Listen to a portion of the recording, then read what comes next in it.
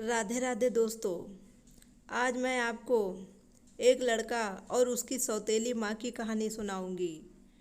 मणिपुर के एक गांव में चंदर नाम का लड़का अपने पिता के साथ रहता था। उसकी आयु 16 वर्ष की थी। उसकी माता का देहांत काफ़ी समय पहले हो गया था। चंदर के पिता ने दूसरा विवाह नहीं किया।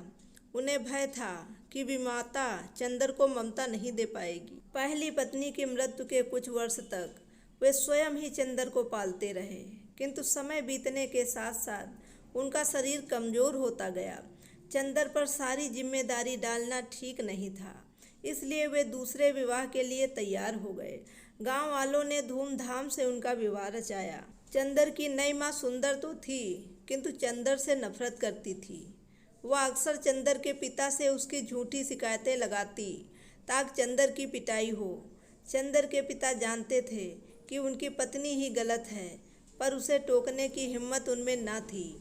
एक दिन उनकी पत्नी बोली, तुम चंदर को किसी घने जंगल में छोड़ आओ। यह सुनकर वो कांप उठे।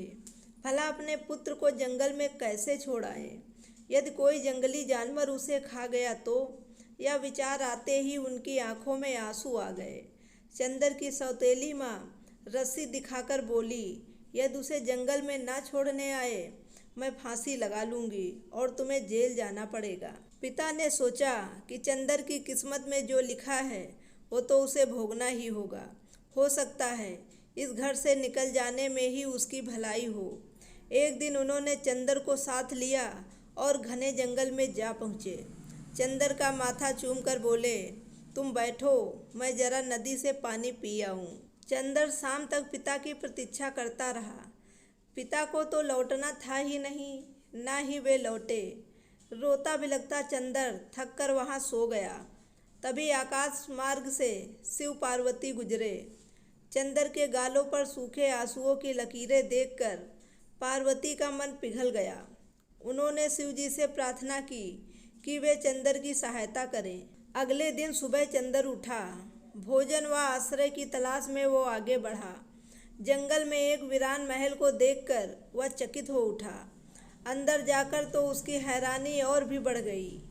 सभी दरबान तथा नौकर चाकर अपने अपने स्थान पर सो रहे थे। यहाँ तक कि पिंजरों में बंद पंछी भी दम साधे हुए थे। राजसी पलंग पर एक रूपसी युवती सो रही थी। ऐसा लगता था कि महल का सारा जीवन थम गया हो। एक तेज व भयानक गर्जन से चंद्र चौंका। एकाएक उसके मन में आया, काश वह छोटा सा जीव बन जाता और आने वाली मुसीबत से बच जाता। चमत्कार, ज्यों ही उसने ऐसा सोचा, वह छोटे से जीव के रूप में बदल गया। वह जान गया कि ये अनमोल उपहार स्वयं ईश्वर ने ही उसे दिया है। उसने आड़ में से देखा कि एक विशाल राक्षस महल में प्रवेश किया है। उसने बिस्तर के पास पड़ी हुई एक छड़ी से युवती को छुआ। वह उठ बैठी। सारे महल का जीवन लौट आया। पक्षी चहचहाने लगे। नौकर चाकर चुपचाप अपने काम में जुट गए। राक्षस ने भरपेट भोजन किया। वह रूपसी युवती सिर झुकाए बैठी रही। राक्षस ने कहा, मुझसे शादी करोगी? युवती ने घृणा भरे स्वर में उत्तर दिया, एक राजकुमारी की शादी राक्षस से कभी नहीं होगी। राक्षस ने फिर सारे महल को जादुई नींद में सुला दिया। चंदर अपनी छिपी शक्ति पहचान चुका था। वह अपने असली रूप में वापस आ गया। उसने छड़ी से उस राजकुमारी को जगा दिया। वह पहले तो चंदर को देखकर डर गई, किंतु चंदर के मीठे स्वर ने उसे आश्वस्त किया। राजकुमारी के सामने ही चंदर ने छड़ी के 2 टुकड़े कर दिए। उसने अपनी शक्ति के बल पर सेना मंगवा ली। दरवाजे पर सेना तैनात की। राक्षस लौटा तो महल की रौनक देखकर क्रोधित हो उठा। सेना ने तीरों की बौछार से उसे छलनी कर दिया।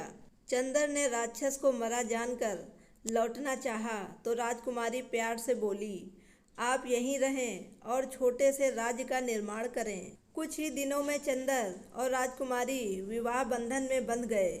चंदर की कार्य कुशलता से राज्य उन्नत करने लगा। इतना सब होने पर भी वह अपने माता पिता को भूला नहीं था। वह अपने पिता के पास गया। पिता उससे मिलते ही लिपट कर रो दिए। विमाता अपनी करनी पर पछता रही थी। चंदर ने उसके चरण स्पर्श किए और बोला, माँ मैं तुम्हारा बेटा हूँ। दोस्तों, पूरी कहानी सुनने के लिए आपका बहुत बहुत धन्यवाद।